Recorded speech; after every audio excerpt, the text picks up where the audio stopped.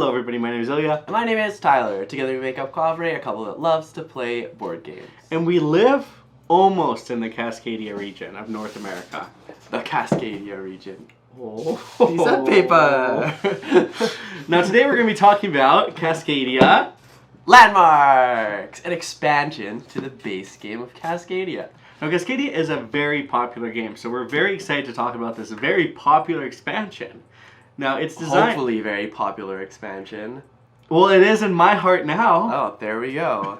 You've heard it here first.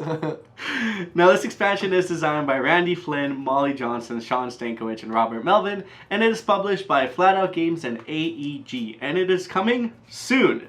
Coming soon. Now today we're going to tell you about the expansion, what's in the box, Yes. what's new to the game, and our first impressions of the game. Impressions. So why don't we kick it off with a cinematic, what's in the box? Wow. Maybe more cinematic than thematic, because we're not in Cascadia. Just taking pictures along our giant walk through the Cascadia range that we wish we could be in right now. That would be quite a good cinematic adventure. Would be. Here's a token. Cascadia Landmarks expansion contains 35 wildlife tokens, 15 nature tokens, 45 habitat tiles with new keystone tiles, 5 new starter habitats, 15 wildlife scoring cards, 60 landmark cards, and of course the 30 landmarks to go with those. and don't forget about a brand new scorecard. Because you got to keep track of the landmarks. Alright, so what's new in this expansion? Well, it allows for a 5 to 6 player compatibility. Yes, Cascadia is normally a 4-player game, so... Or 1 to 4 player game. Yes, up to 4, sorry. Mm-hmm. So the way this is done is obviously there's more components in this game, more tiles that allow for more players. But you might be thinking in your brain, that seems like a long game if we're waiting for everybody's turn. Well, there's actually a new shorter game mode that's introduced in this game to help speed the game up in those 5 to 6 player games, or even lower player count games if you want a shorter game of Cascadia. Mm-hmm.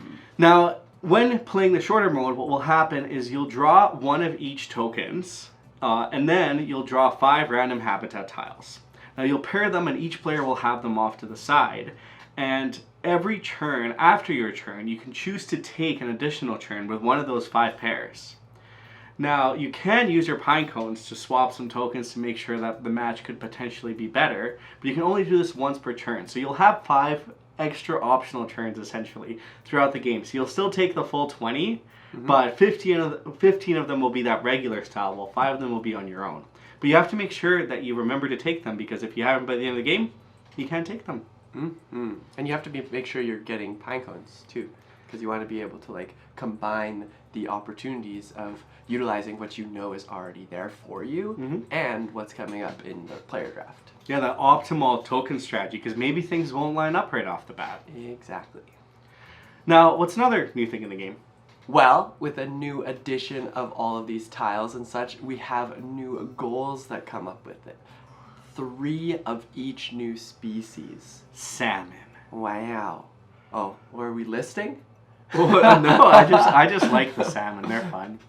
Yes. So there's 3 of each. I will list them. Okay. There's the salmon, the fox, the bear, the elk, and the eagle, falcon, The hawk. Hawk. And I believe that's it. Did you say hawk twice? I might have said hawk twice. No, well, I didn't. We'll show the beautiful cards on the screen so you'll know either way. Yes. Regardless, there's 3 of each of those types, and like in Cascadia, they stick with a very similar theme. So salmon, for example, is the one that comes to my mind, where you're making different or contiguous groups, runs. And they've added elements that really lean into the landmark aspect of it, different habitat styles, and they're just a good addition to the game. Yeah, I like particularly that some of the goals make you focus on which habitat type your species are on. So the salmon will score extra, for example, if it's on the water, which makes much more sense than prairie salmon.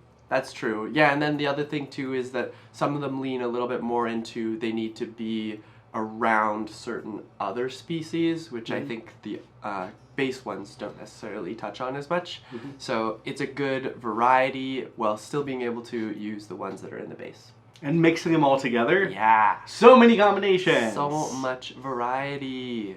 And last but not least, there are Landmarks. landmarks. The name of the game. So this is the biggest change to the game and the biggest introduction, and that is introducing landmark tokens. Now the way that they will work is at the beginning of the game, you'll have landmark cards associated to your player count and landmark tokens as well. And what you'll do is anytime you create an area of 5 or more of that habitat, A corridor. a corridor of 5 or more, you're able to take one of the landmarks and take a corresponding card. Now you'll place this landmark in place of a token on the tile that you've just placed, so it does take up a token place. But all these landmark cards are other opportunities for you to score additional points. They're like game end bonuses. The other thing too is if you have space on your board that isn't the token you or the tile you just placed, you can place the landmark token and your other tile somewhere else. So there's lots of good strategic undertakes too. And like Tyler mentioned earlier with the goal cards, sometimes it's actually really beneficial to have landmarks in certain spaces, as you may not lose as many points because of the species, or you're able to gain a better landscape overall. Exactly. Yep. I think the big thing with the landmarks is you're racing for them, so it's kind of like first come, first serve. Everybody has the opportunity to get one of each type, and you can't double up on that, so I can't have 2 mountain landmarks on my own board, but you might be trying to like strategize around a couple specific ones. If it gets taken away from you, oh no. Oh no, indeed. Well, that said, that's everything that's new with Cascadia Landmarks. We've had the chance to play this game. What are our first impressions of the expansion? Yeah, it adds, I think, a little bit more complexity to the game, some strategy that I wouldn't necessarily think comes into play with this Cascadia game, which I really appreciate.